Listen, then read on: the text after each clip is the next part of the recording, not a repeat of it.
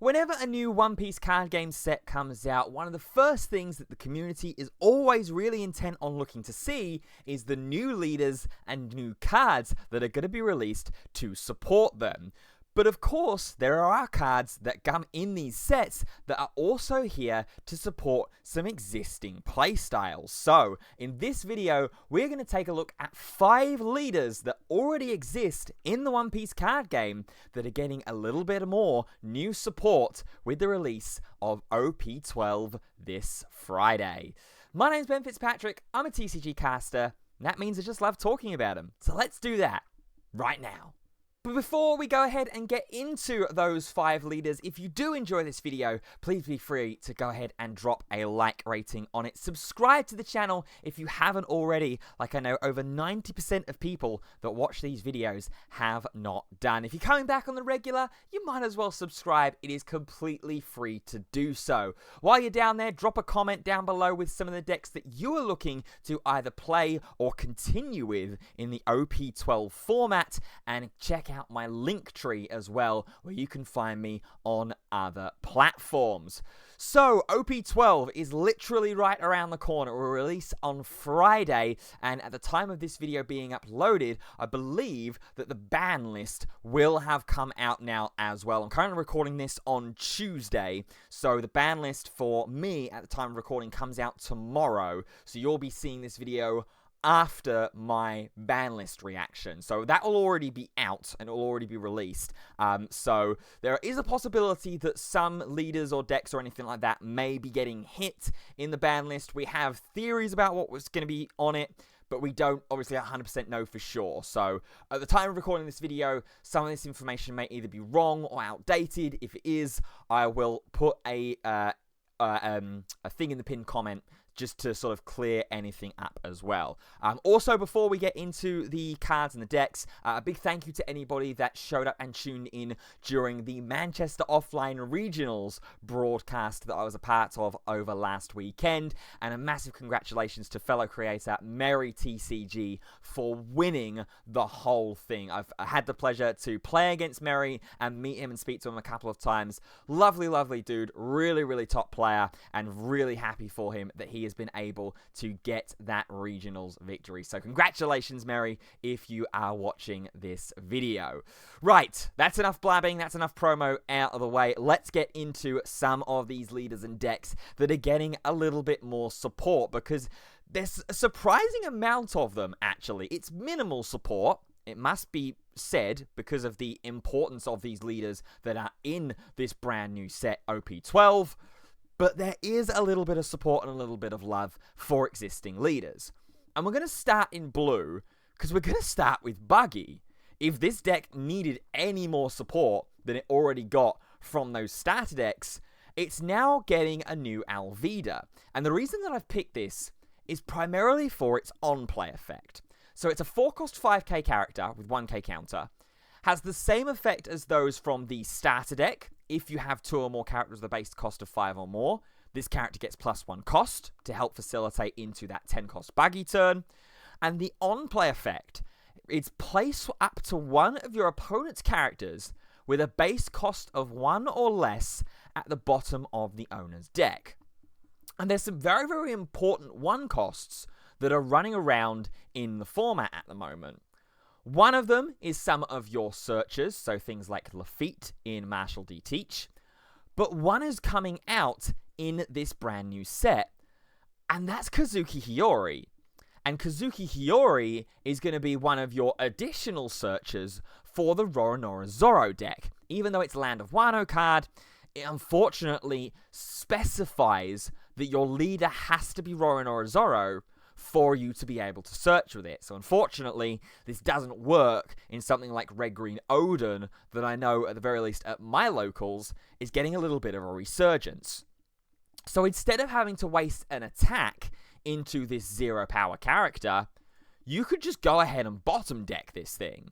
And of course, with it being a 4-cost, it's playable off of things like Croc and Mihawk.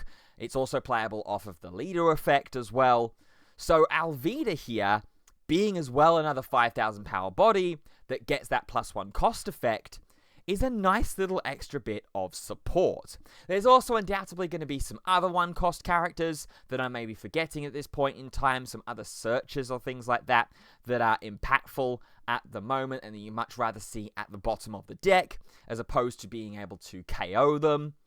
But I think Alvida might be getting played in maybe a little bit of a limited capacity. It might not be an auto-include as a 4 of, maybe something as more of a 2 or a 3 of, but being able to bottom deck your opponent's Hiyori as opposed to attacking into them leaves space for you to be able to attack into some other important characters, things like the Kuina, things like the Koshiro, things like the 5-cost Tashigi that are going to be very, very important to get rid of on the board if you're playing against Zoro.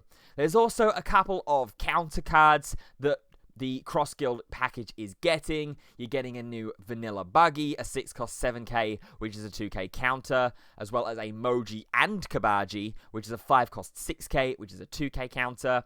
I can't really see these two cards being played in Buggy going forwards. You've got enough 2k counters already in the deck that actually do things on top of being 2ks, like your Kabajis and your Mojis, them being the blockers. So I'm not 100% convinced that these are going to get played, but they are options at the very least that we are getting in OP12.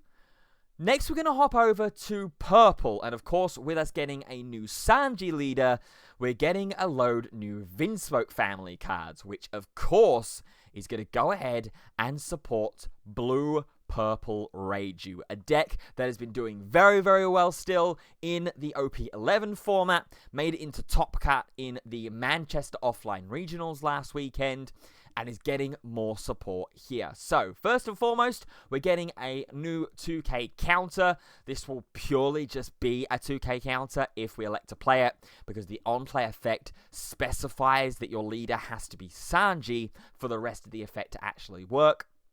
We do obviously already have a 2k counter Sora in the Vinsmoke family deck.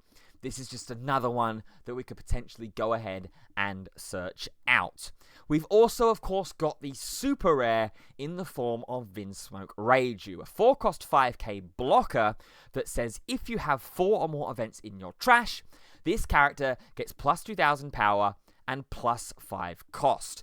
So I spoke during my All Super Rares video, which is in the iCard being linked here if you didn't already see it, that this might help Vinsmoke Reiju go to a little bit more of an events-focused build. Things like the Event Searcher of Germa66, things like Gamma Knife, things like Black Bug as well, that might come back into the deck to help try and activate this 4 or more events effect to make it a 9-cost 7k blocker on the board.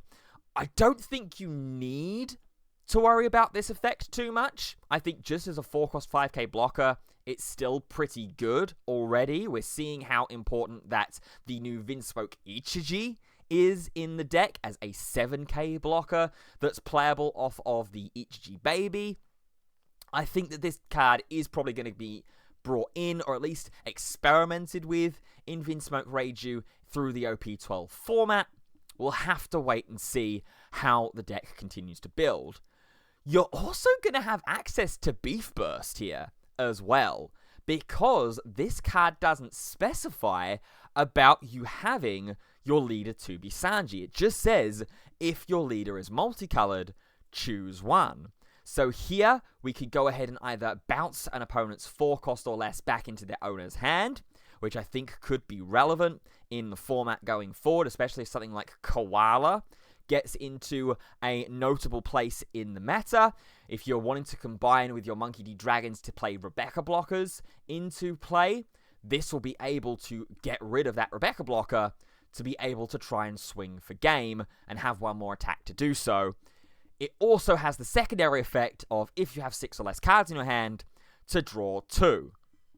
This effect, however, is a little bit at odds with the 4-cost Reiju Super Rare from OP06, because you need to have 5 or less cards in hand for you to be able to get the draw 2 as soon as that gets into play. So, Beef Burst maybe gets a place in Vinsmoke Reiju. It's certainly an option that you've got, Whether that does actually fall through or not, I'm not 100% sure, I think. It's maybe a little bit too more sort of like awkward.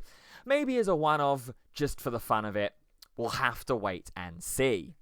Next up, the third leader and third sort of engine that is going to be boosted up in the new set is any Straw Hat Monkey D. Luffy leader that has a black element to it because of the 6-cost Nico Robin. So I'm specifically really talking here about the Mono Black Luffy from Starter Deck 14 and Purple Black Luffy from OP09. This does also boost up things like Black Yellow Luffy and the old Mono Black Luffy, but I don't think it's necessarily in place with Black Yellow, and the original Black Luffy leader just doesn't see any play whatsoever. We're specifically looking at the 3D2Y time skip Luffy leader ability. So this gets its support. It gets +3 cost and blocker as soon as you play it down if your leader is either Koala or Monkey D. Luffy. And on play, trash a card from hand. If your opponent has 5 or more cards in their hand, your opponent trashes 2. Really, really good card. There's not a bunch of hand disruption that's being played in the moment, and it's not too much hand disruption just sort of generally in the game at the moment. This is a really, really nice hand disruption. You combine this with other cards, like if you're going in purple-black, you've got the 4-cost blocker law, which if your opponent has 7 or more cards in hand, they have to trash 1. You've got things like the 4-cost Perona as well from the Thrillerback engine that forces your opponent to trash a card if they have a prerequisite there. You've also got things like Negative Hollow as well that might see a little bit of a resurgence, a kind of Thrillerback Pirates sub-engine in things like the Mono Black Luffy. We'll have to wait and see if that is going to be something that we see a little bit more of.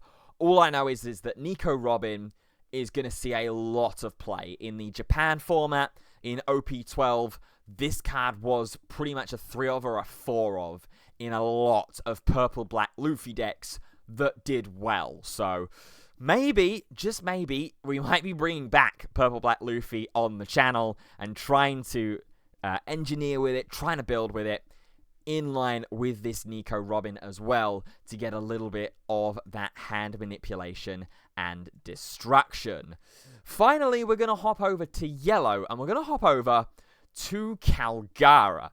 Calgara is a leader that has a very, very core following in the One Piece trading card game community at the moment, and actually did quite well in Manchester Regionals this weekend. I think the Calgara deck got up to, I think it was top 64, which is really, really good. It now gets a brand new 5-cost 6k Calgara that reads, on your turn, when a card is removed from your or your opponent's life, you get to draw 1. Then, you cannot draw cards using your own effects during this turn. So this is really, really nice, and really, really nice for one major reason. And that's because of your leader ability when you're playing Calgara. Your leader ability forces you to take 1 life card into hand. So essentially with this effect, if you have this on board, or maybe play it out with the Calgara leader effect, you're drawing 2 cards, which is really, really great. We've seen how important that things like that have been in yellow with cards like Charlotte Flompe, being able to take 1 damage from your own life and then draw 1 card as well. This one's a little bit better here because it's not a 2k counter and it's a 6,000 power base body that we're playing out as well. So if, for whatever reason, Blue-Purple Luffy survives the ban list on Wednesday, obviously at the time of recording, we know, or at the time this video is being uploaded, we know that whether that is true or not, whether Blue-Purple Luffy is going to be still in the format or not. If it does stick around, it's already a 6,000 power base body that we've got on board as well. So really, really nice. Really, really like this Calgara card. You are also getting a brand new Wiper, a new 2k. It's a 6-cost 7k body, so not bad for the Shandy and Warriors package. But it's really about this Calgara that a lot of people are going to get excited for.